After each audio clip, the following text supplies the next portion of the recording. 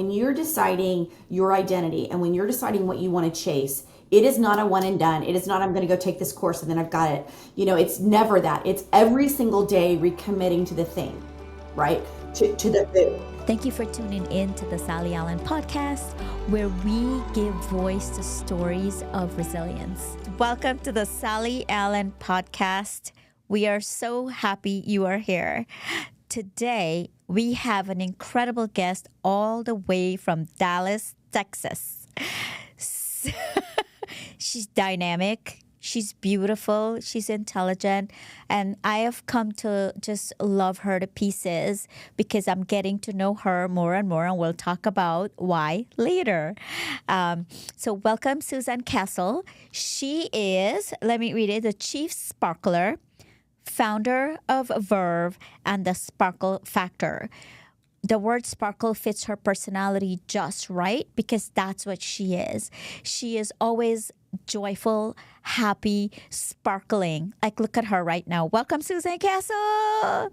Thank you for having me. I'm so excited. I just realized, I always have sparkles on, and holy cow, I don't have anything. I have a sparkly pillow. My guitars have a little bit of sparkle, but what was I thinking when I got dressed this morning? I didn't even know. I'm so glad to be here, Sally. Thank you. Oh, your earrings are sparkling all right. A little bit. Yeah. Yeah, I am so excited that you are here.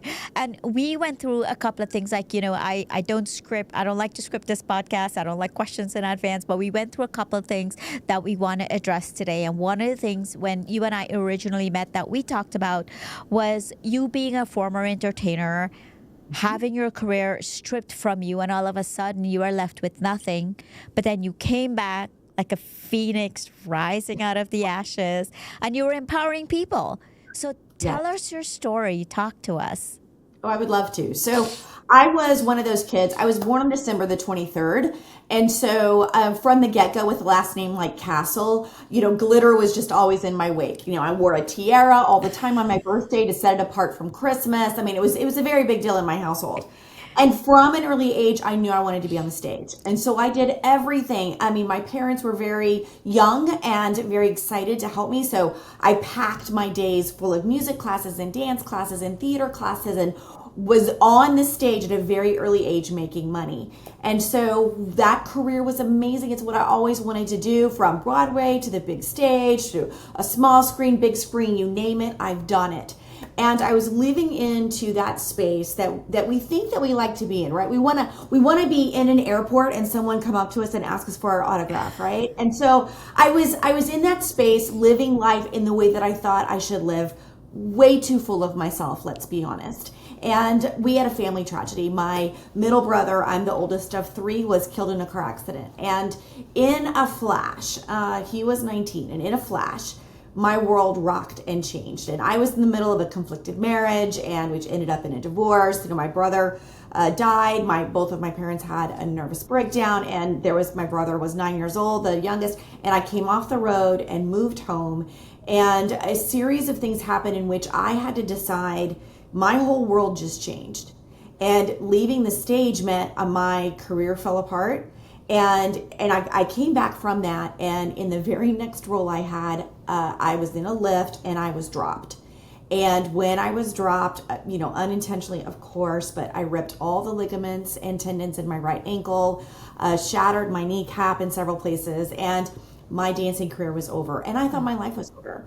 And when you say rising up from a phoenix, it was like one thing and then another thing and then another thing. These things just kept coming and knocking me down and knocking me down. And it really did take a season of darkness, which is what I first want to say is we don't need to be so afraid of the dark, because that's where the germination happens, right? That's where we can go to sleep and have a different dream.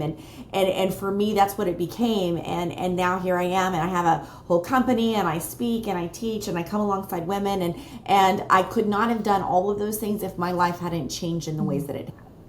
Wow. Okay. So, wow. I don't think we talked about that.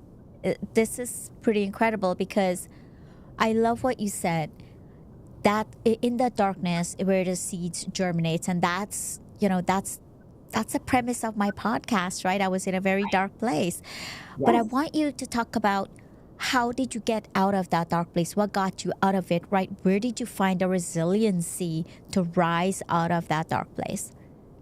Well, for me, I'm a Christian, and so my pathway is that, and for other people, it's other things. And I spent a lot of time in prayer and meditation with people, understanding my value and my worth. It wasn't tied to the stage. I had to be reminded of that. I had to be reminded that I was enough when I just walked into my kitchen. It didn't matter what costume I had on that day, or if I was, people were flicking their channels and saw me. That didn't matter anymore. But for so long, my identity had been wrapped up in what other people saw in me that I couldn't even see who I was.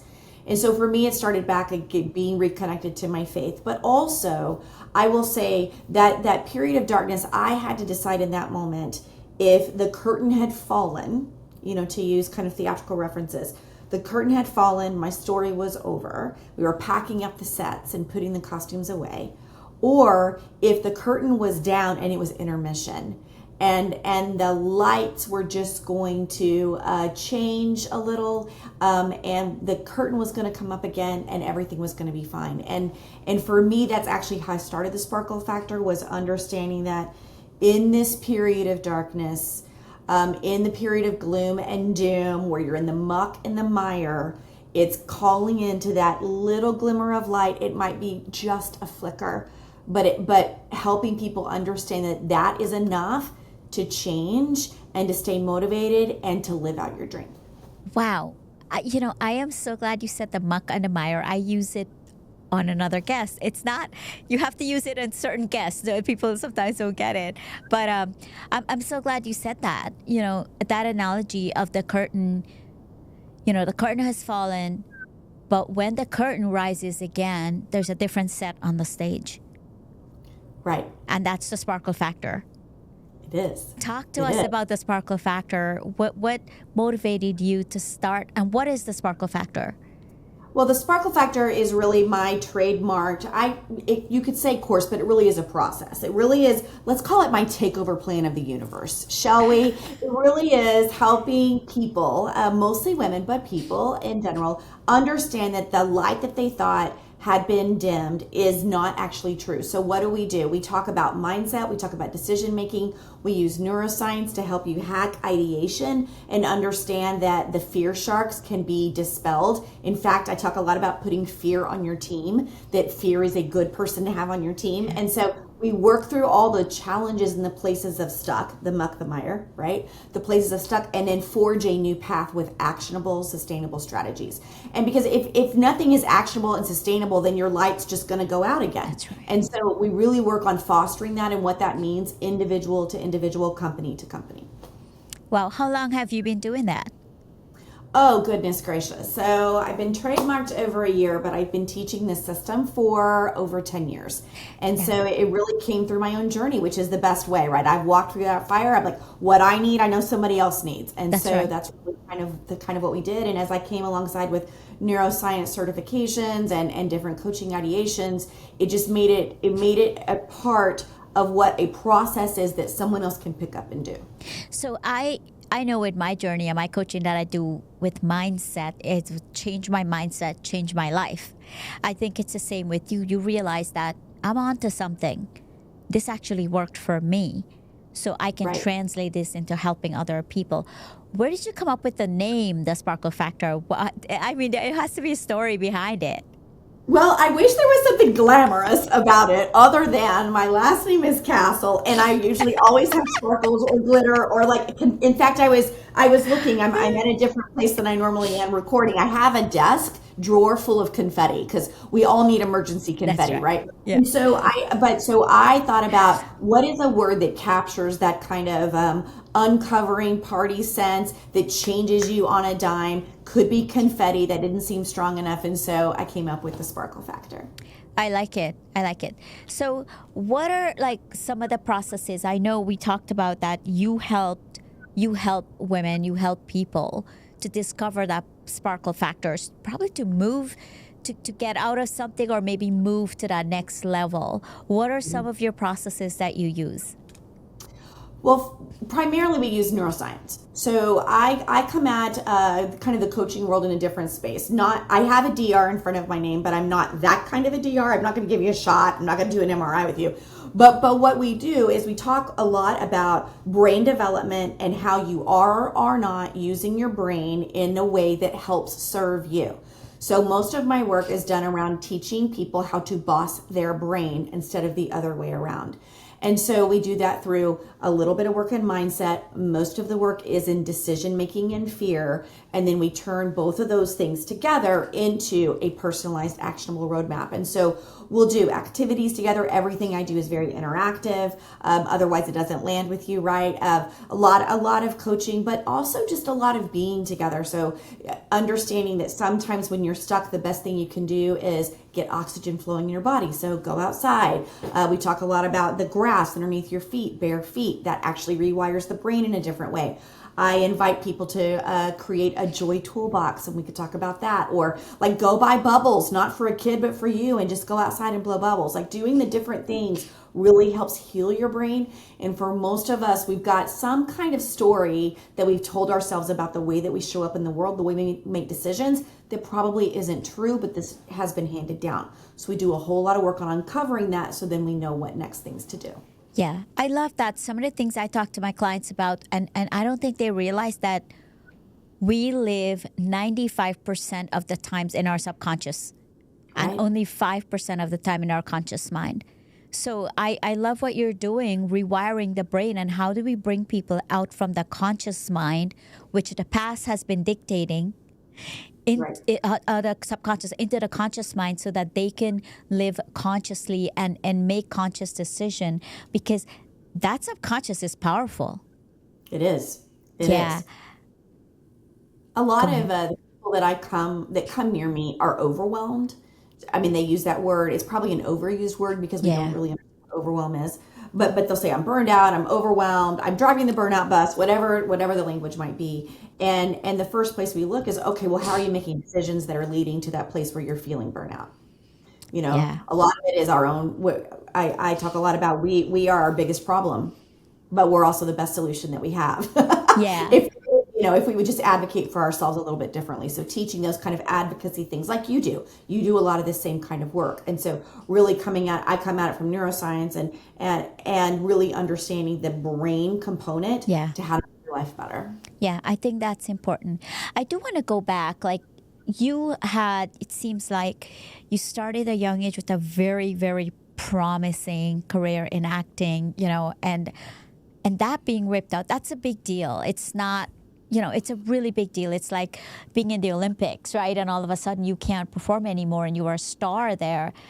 How do you have to continually remind yourself and use your processes and frameworks to not be discouraged? Or are you like, you know what, I'm past that, I've moved on? What are some of the processes you use? Girl, I wish I could say that I was past it and I've moved on, but I want to be honest. Thank you.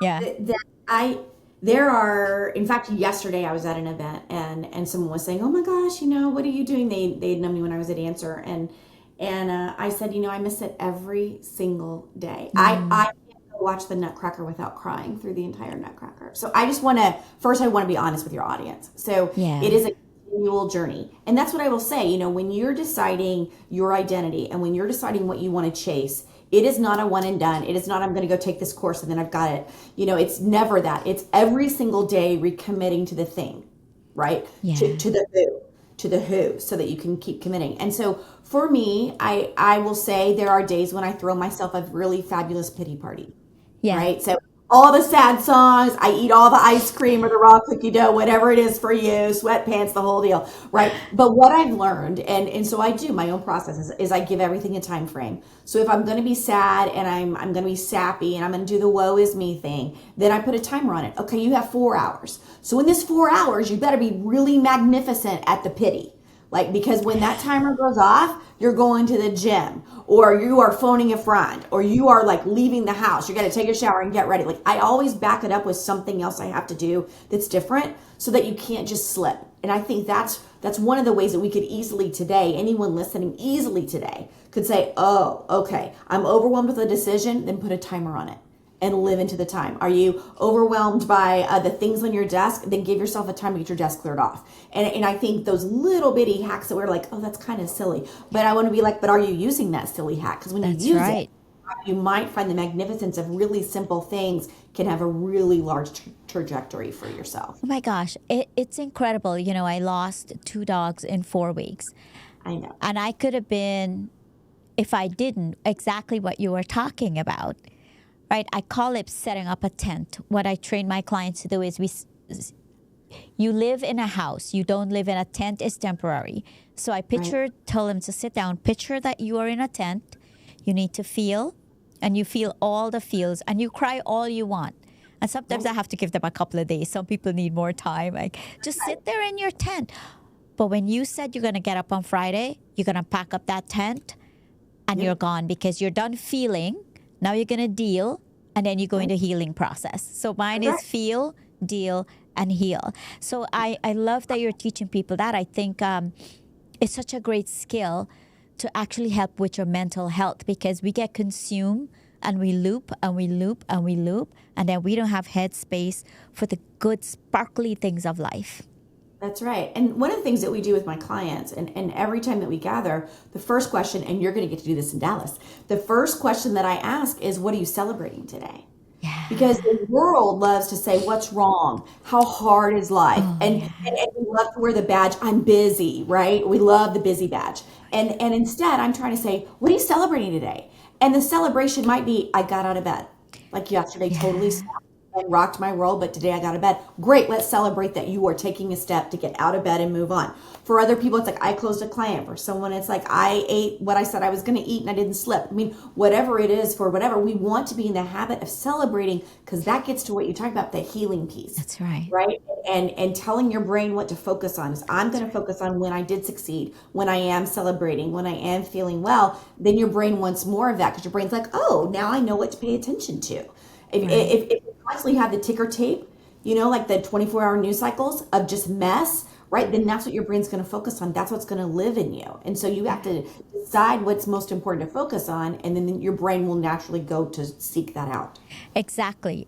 And you know what? It's called, what's it called? The reticular part of your brain, which if you are talking about a blue car and you leave here, you're going to go there and see all blue cars.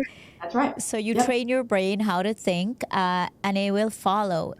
I want you to talk more about this, because I don't think people realize they can train their brain to think.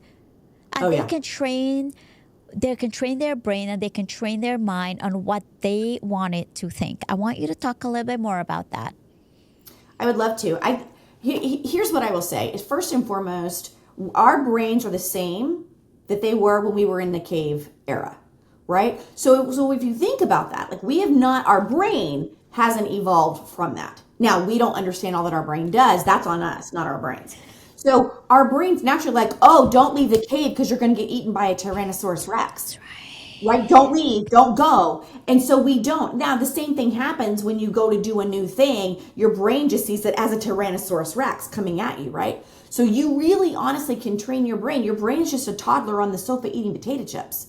So if you don't want a toddler eating potato chips all the time, watching reality TV, what would you do to help your toddler not do that? You would go, okay, now we're going to put on our shoes. Okay, from here to here, we're going to learn our alphabet from here. So we have to be the same. Right. Your brain is a toddler. So you tell it, what are you going to feed your brain? If you don't like the way you feel, I would ask you, what are you watching on TV? What are you reading? What are you listening to? So that's an easy place to start. If you don't like the way you feel after you've been with someone, your brain is telling you something about that. Pay attention to that, and then tell your brain, okay, I need more Sallys in my life. I need to go listen to podcasts that are going to pour into me and tell me how to heal, instead of that person that always makes me feel yucky after I leave lunch. You can tell your brain, this is what we're going to do, and I need you to focus on it.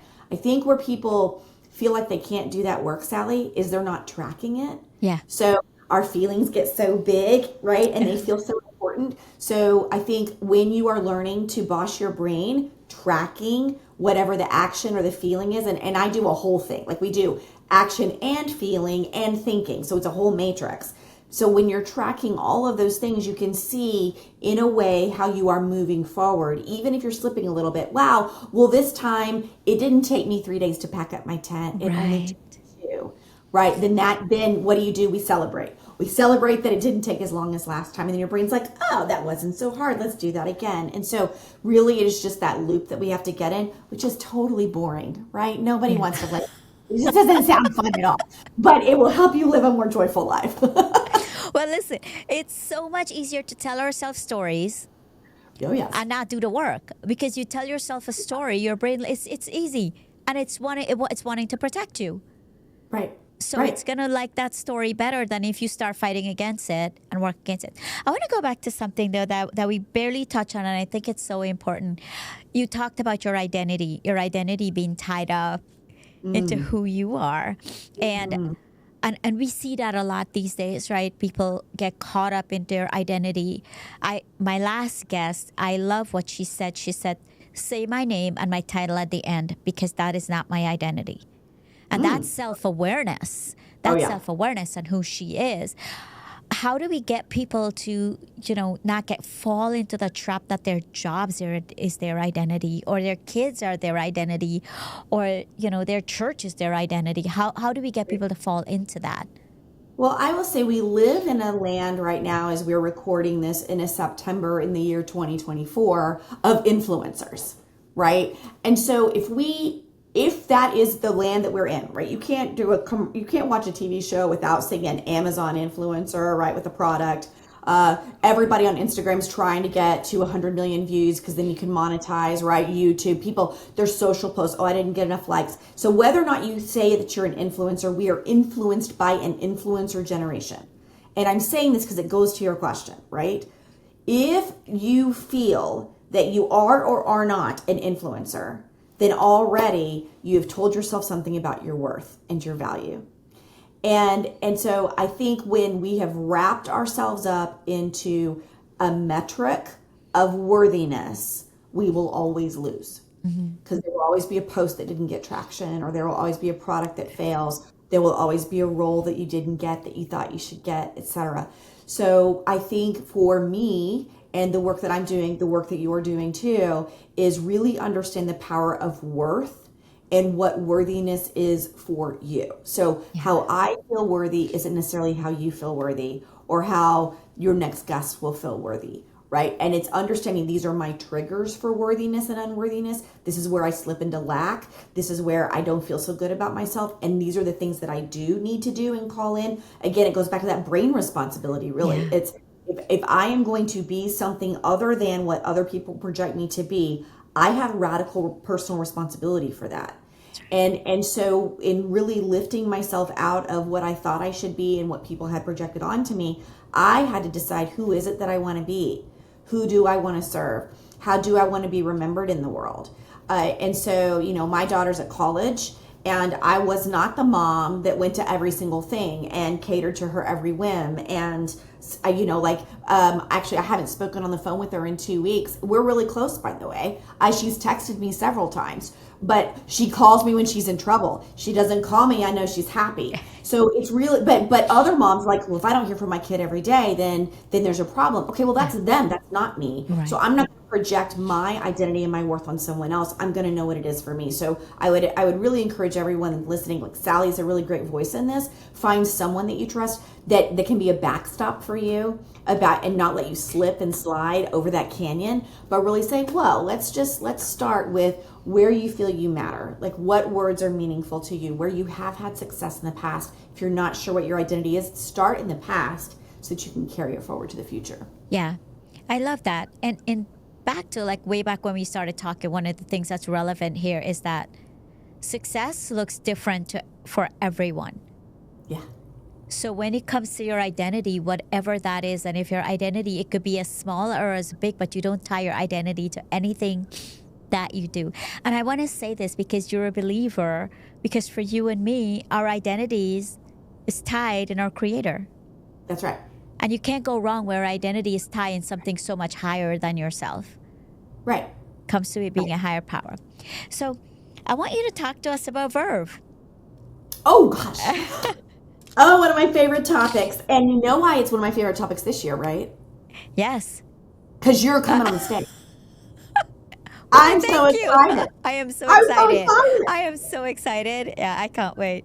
Yeah. Okay, so Verve. So Verve was an experiment. Like, I'll be real honest with you. 5 years ago, I looked around. I was trying to find a conference, a workshop, a one-day thing that talked a little bit about mindset, but also had business strategy. So I needed something where the woo-woo was meeting the work, and I couldn't find it. There was a lot of woo-woo. Right? I could go to this awesome Bali retreat. I could walk on coals, you know those people. I could do all that stuff, but I would come home and go, well, that was great, but I don't have a plan. Or I could go to these workshops where it was so like speaker after speaker and thing, and I left and I was like, wow, it was great, but I don't know which way to go first, and I hadn't made good decisions because my mindset was still a mess. So I couldn't find anything. So in very sparkly fashion, as I tend to do, I'm like, well, okay, I'll just start my own thing. So I started Verve, which started off 5 years ago as a one-day conference that really is about mindset and action. It's that really important hinge point for both. After 2 years and the feedback, we need more. Everyone kept saying we need more days. So it grew into 3 days. This year is the 5th year of Verve. I'm calling it Verve in the fifth dimension. And we are having a lot of speakers this year. They're talking about mindset and business. And over 3 days, it's part dance party, part mindset. We will spend almost a whole day understanding personally our own brains and how we are not making decisions. Each person will figure that out. And then we'll get some actionable plans, at least 30 days worth before you walk out. And besides that, you're going to meet 100 of your new besties who are your cheerleaders who are so excited to see you succeed. And so it really has a life of its own. I'm so excited it's in Dallas this year and that you're coming to be on the Mindset panel in all of your magic and your greatness, Sally. We are so excited. I have all my dresses, by the way. Oh, sparkly dresses. So excited. It's the best room for sparkles ever. I'm Oh telling you. yeah. Oh my gosh. You haven't seen my shoes. I gotta show you my shoes. Wait, Oh, how let me how, see. how can you see my shoes without me taking it off? I'm Oh, gonna you'll have to have to show show you me at the one. end. Have to I'm gonna show have me to the show you picture. at the end. But it's Yeah, all yeah. sparkly just for you. I knew I I had love to wear that. sparkly shoes. I'm a shoe girl, so I can't wait to see. Yeah, Yeah. that'd be. Yeah. So now I know, like, I see you, you're brilliant, you're beautiful, you're joyful, all the stuff you've been through. What are your processes that you use every day to keep your mind resilient? I know you said some days I'm down in the dumps, I have my pity party, but continually, what are some of the processes, like your daily routines? So here is the most important one that I do, and I do a daily evaluation. So some people do a weekly, a monthly, a quarterly, a yearly. I do one every day, and I do it at the end of the day, and not before I go to sleep because we need a break. But when I'm done with my work, I look at and I go, okay, what did I do today? And do I like what I did today? Did I have enough traction? Did I do all the things or whatever? And if not, what was I thinking? What was I feeling? And I just note it. And then I say, okay, tomorrow I need to, and figure out what that is, and what do I need to think, and what do I need to feel to do that? And I will tell you, that has been the most helpful thing and I've been doing it for about 4 or 5 years now, to keep me on the flow that I need to stay focused, to stay happy, to stay joyful, to stay engaged and motivated, is really just daily, not waiting for the end of the week or the end of the month to go, oh my gosh, where did the time go? Or I didn't get this done and now I feel bad about it. No, every day I just check in. Hey brain, what did we do today? How did we feel about that? What are we thinking? Is that thinking helpful? Is that thinking helping me do that thing? Because if not, we got to change the thinking, right? And when you change the thinking, you can change the feeling, and then you can change your action. So that's what I would encourage your listeners, is really kind of come up with your own daily evaluation just to help you walk into the next day with power. I like that a lot. I like that a lot. And now, when you go the opposite way, I know you know how to bring yourself back, but I'm assuming you have your tribe that helps bring you back. Oh yeah, I have my sparkle squad. You bet I do. You bet I do. Well, and first, if you're doing a daily evaluation, though, you'll notice pretty quickly where you fell off, right? Yeah. So I spent 3 hours scrolling Instagram. Okay, well then tomorrow, Yeah. what do I need to do? Pretty quick you can figure that out. but when I'm not feeling it, right? I have people around me, so I advocate that you need someone above you, whatever that means to you in your journey. So it could be in a professional way, it could be in a personal way, right? So someone who's been in the fire and is beyond you. You need someone like that. You also need someone who's in it with you, who is where you are, because you don't have to over explain things. You also need someone that you're lifting up. And sometimes I will tell you, on my darkest days, that's who I turn to first, because we know that, right? When we serve, it really gets us out of our own That's right. mess. Yeah. And we're pouring into someone else, and really can help re-engage about where we've been and who we are now and our successes thereof.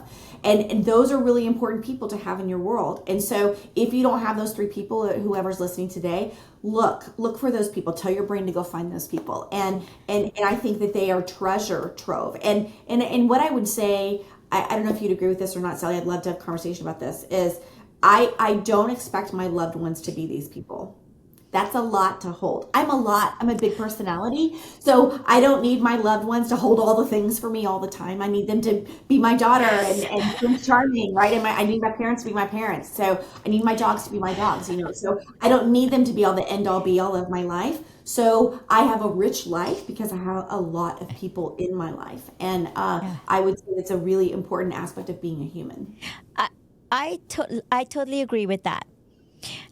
You heard me talk about having your personal board of directors when it comes to your professional life. But I feel when it comes to your personal life, you have different people sitting at different seats at the table, Yes. including those three people you just mentioned above, like those three. But then there are other people having seats at my table, like my workout buddy, for example, or I have my walking buddy, for example. So I have that different people, because it's hard to put that all that on one person, like your spouse or your children or somebody else. So I am totally in agreement that we should not look for one person to fulfill those needs that we have. That's Yes. right.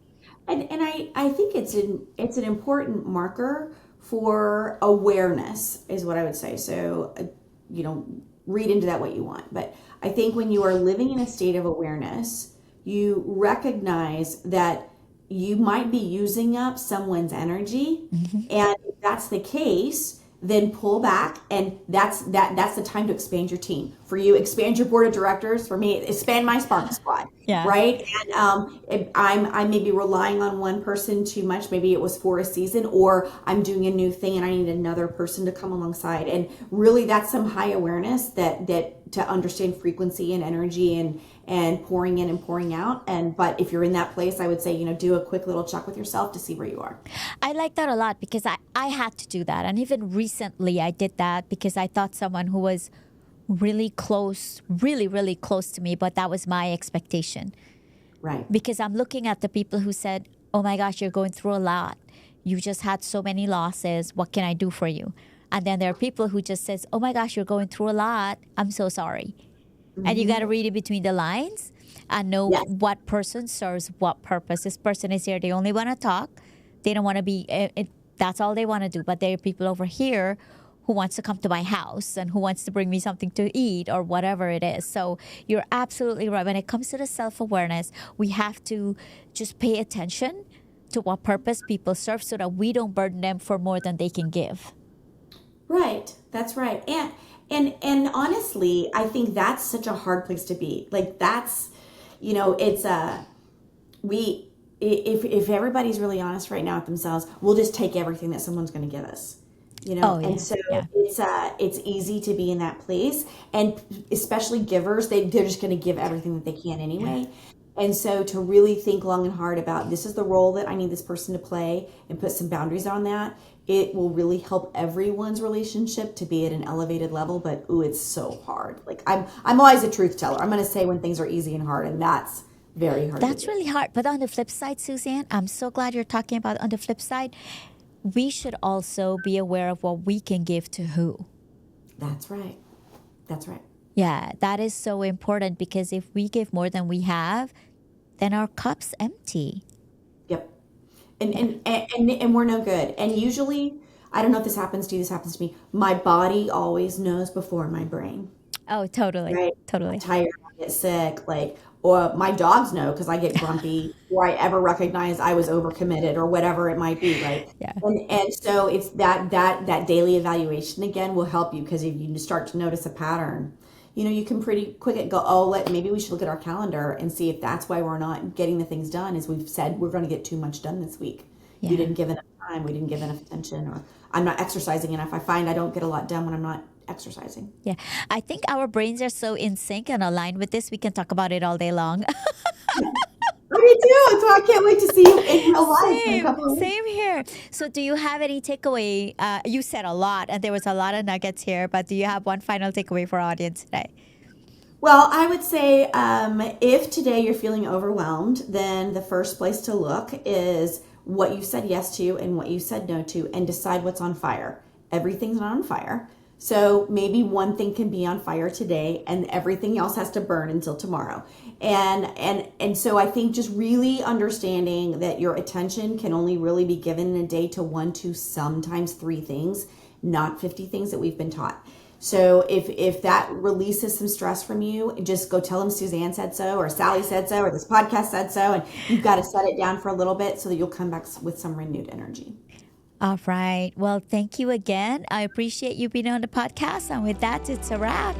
Thank you for tuning in to the Sally Allen podcast, where we give voice to stories of resilience. Until next time, this is Sally Allen. Remember that every setback is a setup for a comeback. And remember, if you like this podcast, the only way we can get it out is if you like, subscribe, and share.